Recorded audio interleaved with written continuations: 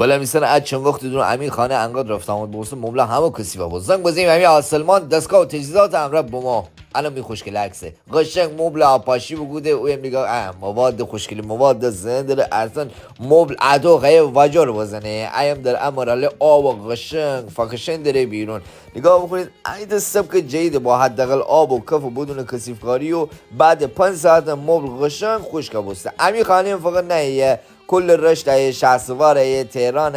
اولین مجموعه در سطح کشور که تخصصا دارای مجوز مبشویی دی خدا شمی رفتگانم ببخشه بیامرزه مبل دی خوش بوده مواد شوینده مخصوص مبل و کاملا غلیایی دره که به بافت پارچه و اسفنج اصلا آسیبی نزنه ایم همین صندلی های میز نهارخوری هم شسته البته اون میز سر شام هم خوریم